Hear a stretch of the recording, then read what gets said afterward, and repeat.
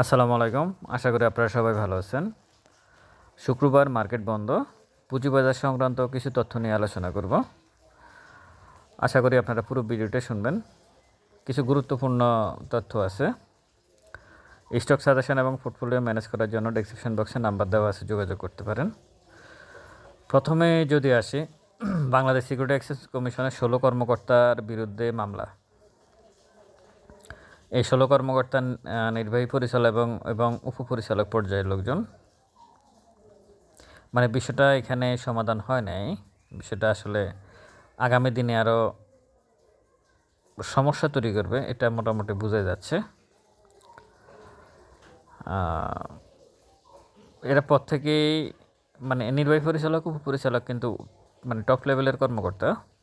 এর মধ্যে আমরা যে রেজাউল করিম মুখপাত্র, যিনি বিভিন্ন সময় টেলিভিশনে আছেন, উনিও আছে। তো রাশেদ মাকসুদ খুব মানে সেনাবাহিনী এবং বিশেষ করে আইনশৃঙ্খলার যে পরিস্থিতি, এটাকে দিয়েই উনি মোটামুটি এদেরকে নিয়ন্ত্রণ করার চেষ্টা করতেছে।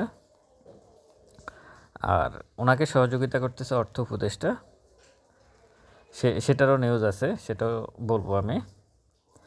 যাক, এরপরে 2 নম্বরে যদি আসি, মুদ্রাস্ফীতি অনেকটা কমে গেছে।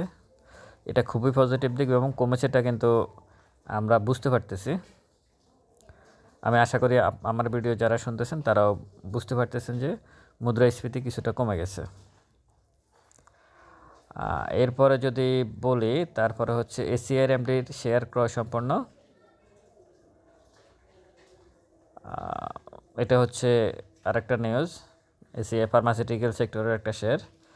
এরপরে গতকালকে যখন এই প্রবলেমটা হয়, যে নিউজটা পরবর্তী হচ্ছে যে অর্থ উপদেষ্টাকে সাংবাদিকরা এই বিষয়ে প্রশ্ন করছিল যে সিকিউরিটি এক্সচেঞ্জ কমিশনের চেয়ারম্যানের বিরুদ্ধে তো কর্মচারীরা অসহযোগ করছে, তারা কর্মবিরতি পালন করতেছে এবং ক্ষুদ্র বিনিয়োগকারীরাও তাদের বিসেকের চেয়ারম্যানের বিরুদ্ধে আছে। এখন উনিকে পদত্যাগ করবে কিনা, এই প্রশ্ন করা হয়েছে অর্থ উপদেষ্টা সালাউদ্দিন আহমেদকে। উনি এটার উত্তরে বলেছেন যে যাকে সমাধানের জন্য দায়িত্ব দেওয়া হয়েছে, হ্যাঁ, কর্মকর্তারা যার পদত্যাগ চাচ্ছে, উনি মানে টেকনিক্যাল অ্যান্সার দিয়েছে, রাজনীতিবিদদের মতো অ্যান্সার দিয়েছে। উনি বলছে যে কর্মকর্তারা যার পদত্যাগ চাচ্ছে তাকে সমাধানের জন্য ওখানে দায়িত্ব দেওয়া হয়েছে।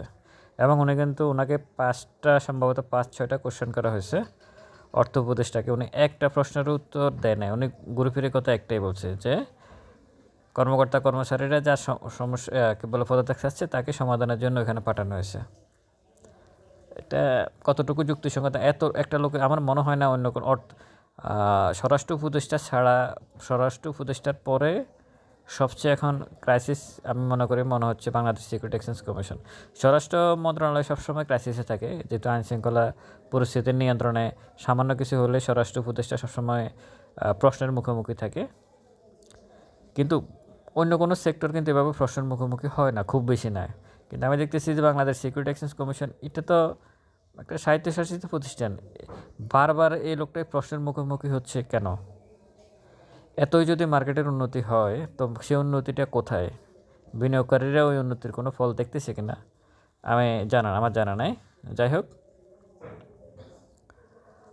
বিএসসির বাংলাদেশ সিকিউরিটি এক্সচেঞ্জ কমিশনের এই বর্তমান যে পরিস্থিতি, এটাকে নিয়ে ডিবিএ, ব্রোকারেজ হাউস অ্যাসোসিয়েশন, গভীর উদ্বেগ প্রকাশ করছে।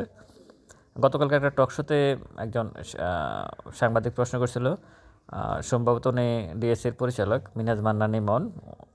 উনি বলছে যেখানে মার্কেটে বিনিয়োগকারীরা আসতে চাচ্ছে না, যদি এইভাবে নিয়ন্ত্রণ সংস্থার মধ্যেই যদি সমস্যা তৈরি হয়, তাহলে বিনিয়োগকারীরা এখানে কী করতে আসবে? কোনো কাজ আছে তাদের? কোনো কাজ নাই তো তারা কেন এখানে আসবে? আমি তো গতকাল রাতে বলছিলাম যে কমিশন স্যারে যে কোনো লোককে, আমাকেও বা আপনাকেও, যে কোনো লোককে যে কোনো কিছুতে আটকে দিতে পারে, এটা কোনো ব্যাপার না। তো যাই হোক, সব কিছু মিলাই এই অবস্থা। এরপরে যে বিষয়টা হচ্ছে, আলহাজ টেক্সটাইলের সর্বোচ্চ দর পতন, ড্যাসকোর সর্বোচ্চ দর বৃদ্ধি, লেনদেনের শীর্ষে ওরিয়ন ইনফিউশন, 266 কোটি টাকার জাহাজ বিক্রি করবে এমজেএল মোবিল যমুনা। অনেক ভালো একটা স্টক। অবশ্যই জন ক্লোজিং শেয়ার 264 কোটি টাকার জাহাজ বিক্রি করবে মোবিল যমুনা। এই হচ্ছে মোটামুটি ফাইন ইয়ার ইন্স্যুরেন্সের লভ্যাংশ ঘোষণা করছে, সম্ভবত 20% না 25% এরকম মনে হয় ক্যাশ ডিভিডেন্ড ঘোষণা করছে। ভালো ভালো কোম্পানি ফাইন ইয়ার ইন্স্যুরেন্স। এ হচ্ছে মোটামুটি পুঁজিবাজার সংক্রান্ত তথ্যগুলো। তো এর মধ্যে সবচেয়ে গুরুত্বপূর্ণ আমি যদি বলি, অর্থ উপদেষ্টার বক্তব্যটা এবং সিকিউরিটি এক্সচেঞ্জ কমিশনের 16 কর্মকর্তার বিরুদ্ধে মামলা, এবং তাও নির্বাহী পরিচালক উপপরিচালক পর্যায়ের। তার মানে রাশেদ মাকসুদ যাচ্ছে না, এটা মোটামুটি আপনারা নিশ্চিত থাকেন। আমি গতকালকে নির্বাচনের কথা যে বললাম, যে যতক্ষণ পর্যন্ত কোনো নির্বাচন না হচ্ছে ততক্ষণ পর্যন্ত রাশেদ মাকসুদ তার পুরো সময়টা এখানে পার করবে।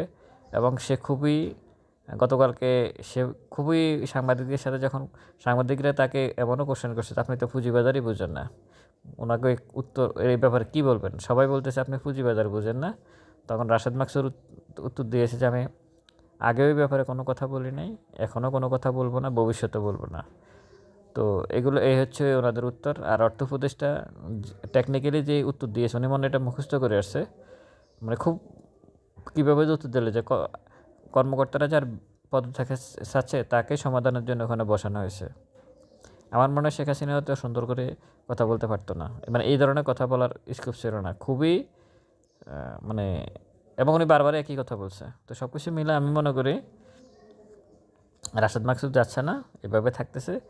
আর মার্কেটে বড় বিনিয়োগকারী যারা সাইডলাইনে আছে তারাও মার্কেটে আসার সম্ভাবনা খুবই কম, কারণ এখানে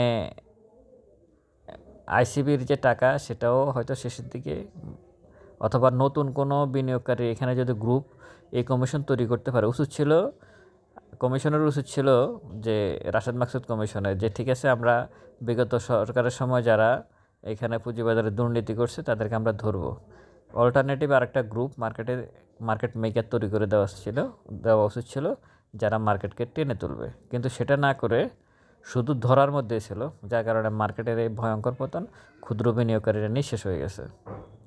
এই হচ্ছে মূলত অবস্থা। তো পুঁজিবাজার সংক্রান্ত এই তথ্যগুলো আপনারা আশা করি আপনাদের কাজে লাগবে। ভালো থাকবেন সবাই। ভিডিওটা ভালো লাগলে শেয়ার করবেন। আসসালামু আলাইকুম।